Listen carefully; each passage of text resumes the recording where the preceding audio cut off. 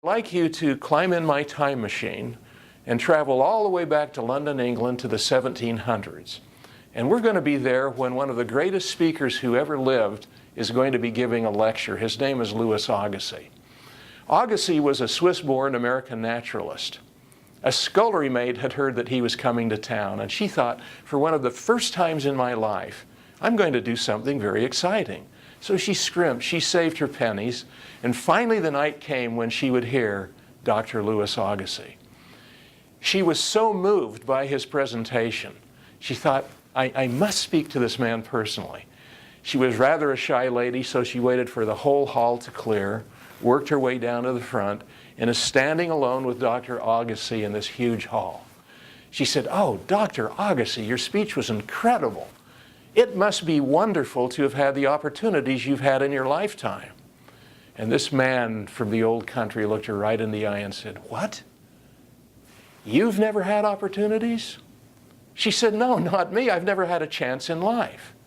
Then, being the great teacher he was, he held her hand a little bit more tightly and got specific. He said, "What do you do?" She said, I'm a scullery maid. I skin onions, I peel potatoes in my sister's boarding house." "Where do you sit?" She said, "On the bottom step in the kitchen." "Where do you put your feet?" "On the glazed brick." He got all excited. He said, "My dear lady, I'm going to give you an insight. I'm going to point the way for you. I want you to write me a letter about the brick." She backed off a little bit. She thought, I don't write well, I'm not educated. He said, "Look, I will not let you go till you agree to write me a letter about that brick." So reluctantly she agreed, and the next day she's sitting in the kitchen on the bottom step, eyes watering, skinning onions. And she looked at the brick. She thought, what on earth could I write about that? She noticed the brick was a little loose, so she got down, wiggled it free, held it in her hand, and reflected momentarily.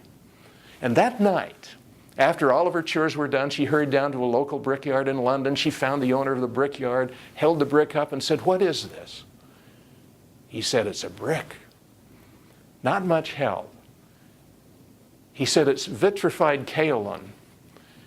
Well, she thought, I've got to go to the library. So night after night, she went to the library.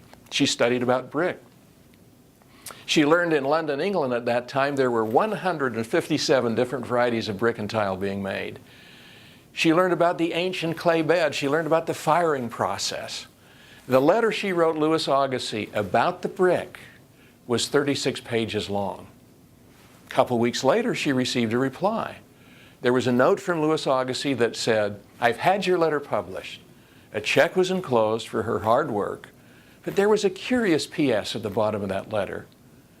The P.S. said, "What is under the brick?"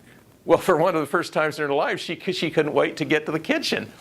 And she gets into the kitchen the next day, she wiggles the brick loose, and what do you think she saw? An ant. She thought, well, it's back to the library for me. She began to study about ants. She learned at that time that there were 5,000 different varieties of ants that had already been discovered. She learned that there were ants so small you could put a thimble over the anthill. Well, thousands and thousands of tiny little ants crawled around inside. She learned there were ants so big you could put one on your hand and feel the weight of it. Probably wouldn't want it there. It's a man-eater.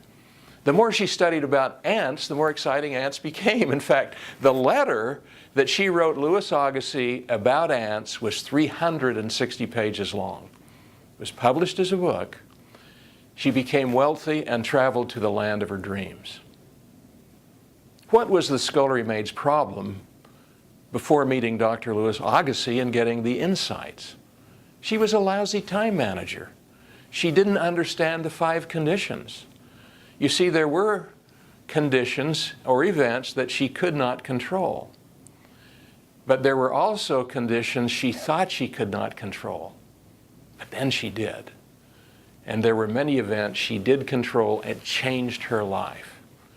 No, these 5 conditions are more than just bullet points. They're a recipe for your success. If, as you cut through chaos, you'll stop and think, what condition is this? What's the best response? And begin to manage your day that way.